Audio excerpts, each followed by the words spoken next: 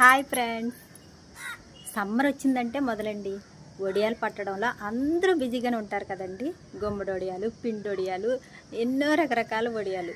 మేమైతే సెలవులకి అమ్మ వాళ్ళ ఇంటికి వచ్చేటప్పటికి అమ్మ అయితే ఫుల్గా వడియాలు పట్టేసిందండి. మామూలుగా కాదండి, ఎందుకంటే మేము చాలామంది అక్క, చెల్లి, నేను, అమ్మ వాళ్ళు అందరం షేరింగ్ చేసుకోవాలన్నమాట. అందుకని ఇక వడియాలు అయితే మామూలు తక్కువ పట్టలేదండి ఈ సంవత్సరం అమ్మ. పాపం అమ్మకు ఓపిక లేకపోయినా కూడా ఎన్ని వడియాలు పట్టిందో చూడండి.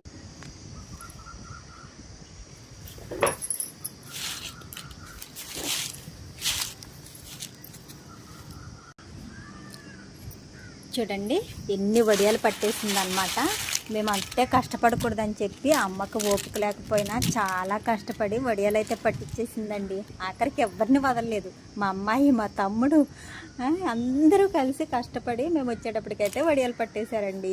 నేనైతే ఇక మార్నింగ్ వచ్చానమాట. ఇవన్నీ నిన్న పట్టినవండి, ఇంతకు ముందు కూడా ఉన్నవి. అవన్నీ కలిపి రేపు ఎండలో పోస్తానన్నాను. ఇక మార్నింగ్ అయితే ఎండలో పోసానమాట. ఇప్పుడు తీసుకెళ్దామని నేను పైకి అయితే వచ్చానండి. కొంచెం బాగానే ఆరిపోయినాయండి. ఈరోజు మంచిగా ఎండ వచ్చింది కదా, అందుకే కొంచెం బాగానే ఆరిపోయినాయండి. ఇక ఒక 2 days వేసామంటే మాత్రం చక్కగా ఉంటాయి.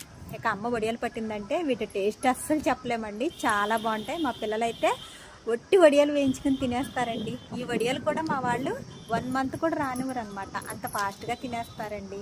నిజంగా మా అమ్మ అస్సలు కష్టపడకూడదని తనకు ఓపిక లేకపోయినా ఎంత కష్టపడి వడియాలు పడుతుందోనండి. జాలేస్తుంది. వచ్చాక పడదామన్నా వినిపించుకోదమ్మా. మరి మీరందరూ కూడా వడియాలు పట్టేసుకున్నారా అండి? ఇక మీరందరూ కూడా వడియాలు పట్టేసి ఉండుంటారండి, చాలా బిజీగా ఉండుంటారు. మా పిల్లలకి హాలిడేస్ వచ్చినాయని చెప్పి నేనైతే మార్నింగ్ అమ్మ వాళ్ళ ఇంటికి వచ్చాను అనమాట. ఇక రేపటి నుంచి పచ్చళ్ళండి, ఫుల్ బిజీ. 1 month ఇక్కడే ఉంటామేమో.